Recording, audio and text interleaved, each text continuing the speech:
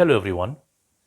This video are to those sellers of property who want to deal with an estate agent. So this is to guide you as to three very basic questions that you should be asking of your preferred real estate agent. Let's agree upfront that selling a property is possibly the biggest real estate transaction or financial transaction that you will ever make in your life. So you need to be sure that the real estate agent that you choose is the one that's going to represent your interests to the best of his abilities and as professionally as possible. Hence, you need to find someone who you can trust, who you are comfortable working with and having around to handle the transaction of selling your home. And the best way to determine this is to ask them a few questions. So often we find that when we consult with a seller who wants us to sell his home, he then tells us that another agency has given them a much higher price. One of the questions I would love for you to ask your preferred agent is, they need to tell you how they arrived at the suggested listing price. So ask them in a very simple way. How did you arrive at that price? And they need to back it up. They need to support it. They need to provide the statistics that goes with that. And any competent agent should be able to put together a professional comparative market analysis that details what properties have sold in the area, what properties are currently still for sale and are competing with you. And a lot of agents take it the next step, and then they also show you properties that are sitting there for a very long time and haven't sold, and you generally see the pattern as to why those properties sold, and a lot of times it points to the price. Always ask for that comparative market analysis or the CMA, because that's going to give you a statistical guide as to how you're going to price your home. You may have certain expectations as a seller, and you want the agent to be able to manage those expectations, but in a professional manner, being able to back up the price that he is suggesting that you list the property at. Don't just be tempted that you want a higher price because the agent is saying so. That agent needs to be able to verify it in the form of a comparative market analysis. The next question revolves around the costs of selling a home. Not many agents are happy to discuss these costs, and I'm not saying all, a good number of them though, are unhappy to discuss these costs because they feel that it would put the seller off from giving them the property to sell. So be wary of that. Ask upfront, what are the costs of selling my home? I will post a link to an earlier video of mine which relates to sellers' costs.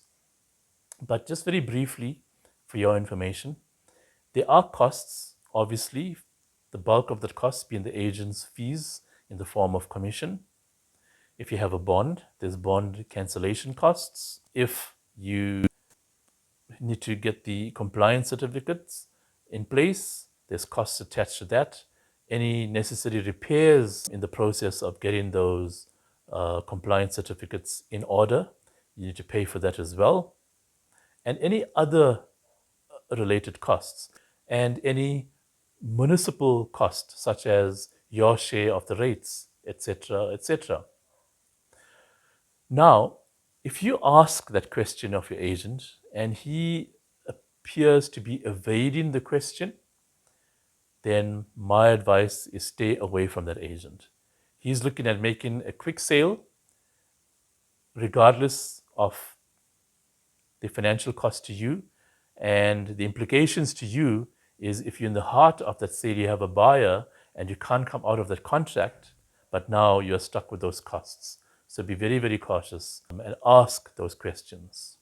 Thirdly, never be afraid to ask the agent what is expected of you to make the sale happen. As much as the agent may have his own set of obligations to fulfill his mandate. There are certain expectations of you and obligations of you that you need to fulfill as well. And he should be able to direct you and say, listen, for example, I've noticed that crack in the wall. Are you going to be repairing that crack or not? I noticed that section of the building needs a repaint. Are you going to be attending to that? So a lot of similar sort of feedback from the agent will be able to help you manage the whole process from your side to make the sale a quicker process and to ensure that we attract the right buyers quicker. There are other aspects that they may recommend, such as the presentation of the home, to ensure windows are open to let the air flow in, curtains are open to let the light through, in terms of possibly the cosmetics of the home, the neatness of the home, and so forth. And that kind of honest feedback would make the viewing experience a pleasant one for the buyer. So you need to get that sort of feedback from your agent. And you want an agent to be brutally honest to you. If there's repairs, etc., that need to be done, you want him to be able to tell you that. You don't want an agent who is going to nod his head and say yes to everything that you say and he's afraid to speak his mind, because if he's afraid to do so, then you can imagine the caliber of that agent if you're expecting him to negotiate the sale of your biggest asset, your home.